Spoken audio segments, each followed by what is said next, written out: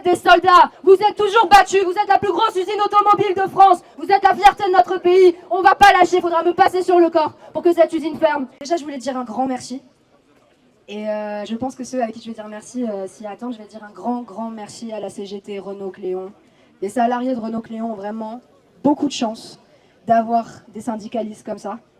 Donc merci Nico, merci David, merci William, merci à tous, vous êtes absolument incroyables. Ils viennent, à chaque fois qu'il y a un truc, ils viennent, ils demandent, ils préviennent et ils nous informent. Et c'est grâce à eux qu'on a un espoir de sauver ce site parce que grâce aussi à l'intersyndicale, ils ont réussi à dévoiler le poteau rose du fait que Renault allait produire les moteurs en Chine. S'il n'y avait pas eu les syndicats, on ne le saurait même pas. Le gouvernement ne le savait même pas. Renault n'a pas arrêté de leur mentir depuis 3 ans en disant « Vous inquiétez pas, oui on produit la Twingo en Chine, oui on produit la Dacia en Chine, mais on va produire la R5 en France et vous allez voir, ça va cartonner. » Ils leur ont menti. Pendant qu'ils disaient ça, qu'ils empochaient les 300 millions d'aides publiques, ils avaient déjà signé avec Shanghai e-Drive pour fabriquer 30 000 pièces de moteur de la R5 et de la 4L. Voilà, c'est ça qui se passe. Et c'est grâce aux syndicats qu'on l'a découvert. Donc heureusement qu'ils sont là.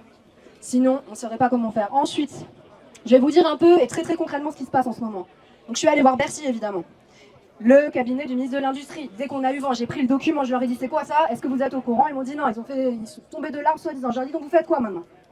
Vous faites quoi? Parce que là visiblement votre politique d'aide publique elle marche pas. Non seulement ils suppriment des emplois mais en plus ils vous mentent. Ils vous mentent, ils utilisent l'argent des Français pour licencier et faire des stratégies industrielles qui vont faire fermer toutes les usines automobiles Renault de France. Il n'y a pas que Cléon. Dans 10 ans, il n'y a plus une usine automobile en France si on ne se réveille pas. Et moi, je veux parler de la circonscription.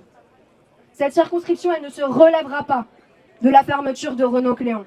Cette circonscription ne peut pas supporter la fermeture de Renault-Cléon. À Elbeuf, il y a 29% de chômage. Tout le monde a au moins une personne dans sa famille qui bosse à Renault-Cléon. On ne peut pas se relever de ça. Et c'est pour ça que cette usine ne va pas fermer. Elle ne va pas fermer. Ici, c'est Cléon. Vous êtes des soldats. Vous êtes toujours battus. Vous êtes la plus grosse usine automobile de France. Vous êtes la fierté de notre pays. On va pas lâcher. Il faudra me passer sur le corps pour que cette usine ferme. Et honnêtement, si le gouvernement doit dégager parce qu'il n'est pas capable de sauver l'industrie en France, on va le dégager. On va le dégager. C'est pour ça qu'on a voté la censure.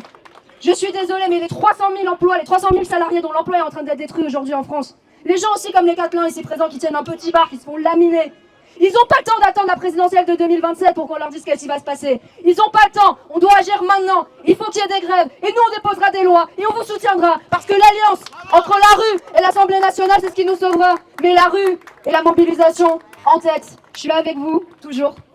Et je vous remercie infiniment. Et je vous aime aussi, tous.